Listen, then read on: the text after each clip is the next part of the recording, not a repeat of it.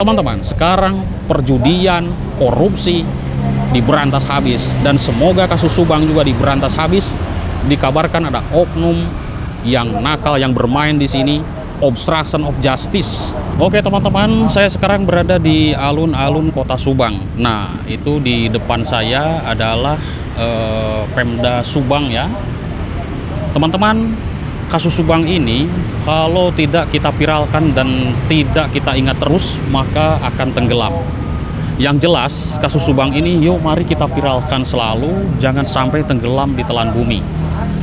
Nah, sekarang saya sangat salut juga dengan gebrakan Pak Prabowo. Baru beberapa hari dilantik menjadi Presiden Republik Indonesia, ini sudah menggebrak beberapa instansi terkait atau kementerian ya. Kemarin adalah Kementerian Komdigi kalau tidak salah itu ya. Ada ternyata di sana adalah sarang judi online. Dan sebagian lagi pegawainya adalah nyewa sebuah ruko di Kabupaten Bekasi. Nah, ini teman-teman, ini saya salut dengan Pak Prabowo ini. Semoga kasus Subang juga, karena dikabarkan adalah adanya oknum yang bermain dalam kasus ini juga cepat tuntas. Karena kita sebagai warga masyarakat yang selalu mengikuti, yang selalu memantau perkembangan dari tahun 2021 sampai saat ini, kita kemarin menyimak sebuah persidangan, ada juga yang mengatakan kacau, ada juga yang mengatakan adalah peradilan sesat, ada juga yang mengatakan itu adalah sudah benar. Ya, intinya kita simak saja teman-teman sampai akhir atau endingnya bagaimana ini kasus Subang ini. Semoga dengan munculnya Pak Presiden kita, Pak Prabowo ini, kasus Subang cepat terungkap 100%. Karena di sini ada oknum yang bermain. Ini akan ditumpas habis ini. Sekarang udah ketar-ketir ya para penjahat, para koruptor, penjahat negara, maling. Malingnya cukup besar-besar, triliuner ya, miliarder. Wah, luar biasa. Sedangkan masyarakat, coba lihat teman-teman, para pedagang kecil, para pengusaha kecil, masyarakat di bawah, itu mereka belum tentu punya duit. Betul tidak?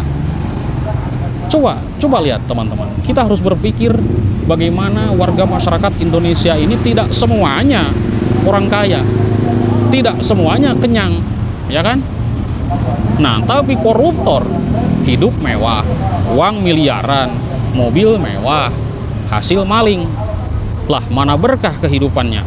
Sekarang di dunia mereka gembira, bersorak-sorak, bernyanyi, berjoget-joget.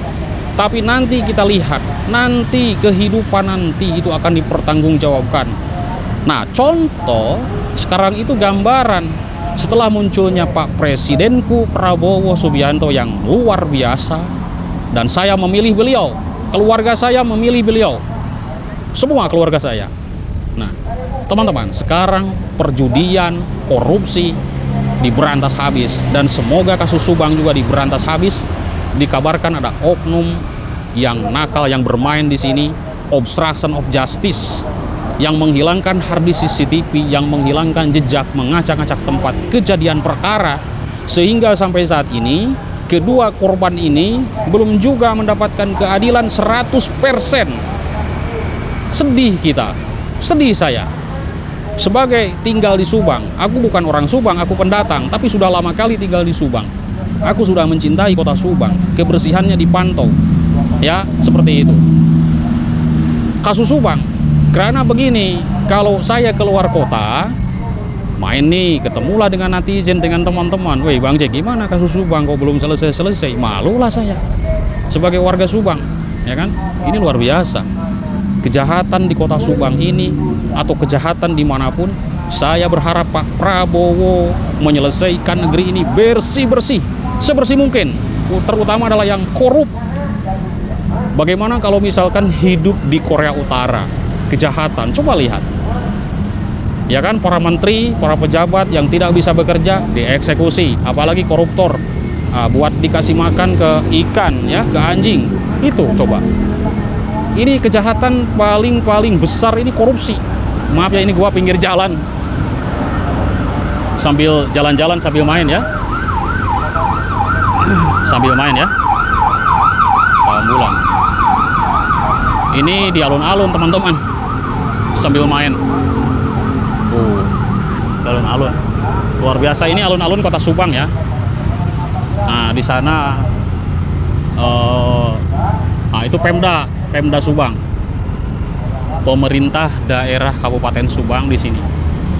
Sana pada ngumpul ya kalau hari Minggu, pagi hari, sore hari. Sekarang sudah siang sih, jadi agak sepi ya. Oke teman-teman, mungkin itu saja yang bisa saya sampaikan. Semoga teman-teman sehat selalu dan kupas tuntas kasus ini.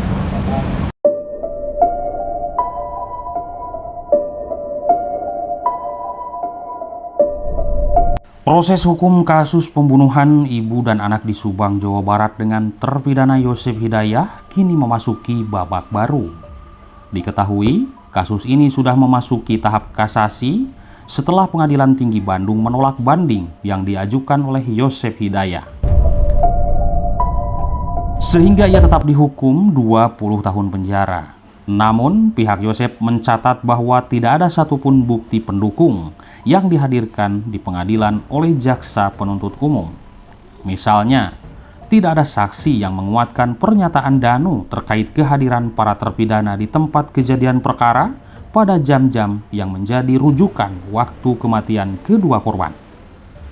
Oleh karena itu, Silvia Depi Sumbarto selaku kuasa hukum Yosef menganggap bahwa terdapat kesalahan dalam penetapan kasus ini. Selamat siang, saya sekarang berada di alun-alun Kota Subang ya.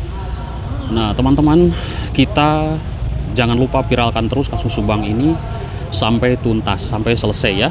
Nah karena kasus Subang ini ternyata kalau tidak diviralkan oleh kita semuanya, inilah kok sepi seperti itu. Dan ini kedua korban belum mendapatkan sebuah keadilan.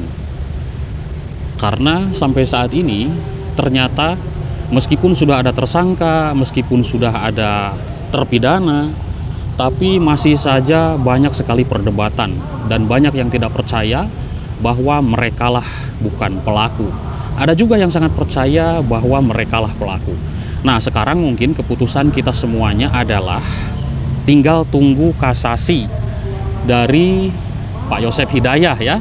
Karena Pak Yosef Hidayah mengajukan kasasi oleh kuasa hukumnya, yaitu Ibu Silvia Sumbarto.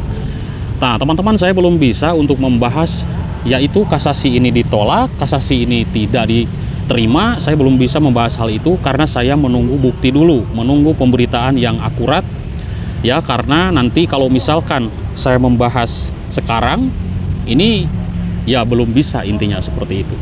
Kalau misalkan membahas diterima belum bisa juga, membahas ditolak belum bisa juga intinya. Nah teman-teman, kita tunggu saja sampai mana kasus Subang ini endingnya ya. Waduh, di sini panas sekali. Sampai mana endingnya kasus Subang ini kita ikuti terus ya. Ini luar biasa panas. Bentar ya, pindah. Nah ini benteng Pancasila di sini. Dulu ini dipakai untuk syuting sinetron. Bentar. Teman-teman, menurut teman-teman, apakah kasus Subang ini akan terungkap? Ya, kalau saya sih selalu berharap ya kasus Subang ini terungkap segera. Karena masyarakat ini yang saya simak sudah geram sekali menyimak, menyikapi. Di dalam komentar teman-teman itu banyak sekali amarah-amarah ya. Ada juga yang bercanda dan ini bervariasi. Nah, meskipun sekarang sudah ada tersangka, sudah ada terpidana, tapi kasus Subang ini masih blunder. Saya melihat, memantau belum 100% tuntas. Oke, teman-teman, banyak juga yang mengatakan adalah peradilan sesat. Maaf ya kalau saya tidak bilang peradilan sesat. Intinya di fakta persidangan itu kalau kita menyimak dari awal, ya kita bisa menemukan apa yang dijelaskan di persidangan tersebut. Silahkan teman-teman bisa koreksi kembali, bisa simak kembali di rekaman-rekaman seperti itu. Nah, masalah perdebatan sekarang ini ya wajar sekali karena masyarakat yang saya simak, saya yakin teman-teman ini menyimak dari awal. Di sini panas sekali teman-teman, saya sengaja ini ya jemur. Saya lagi di alun-alun Kota Subang ya, sengaja main lah. Ini udah deket ya, deket rumah saya di belakang. Ini saya berada di benteng Pancasila. Dulu di sini itu dipakai untuk membuat sinetron ya. Lupa saya sinetron apa dulu. Nah, begitu teman-teman ya. Jadi kasus Subang ini ternyata kalau tidak dibahas lah kok sepi seperti itu.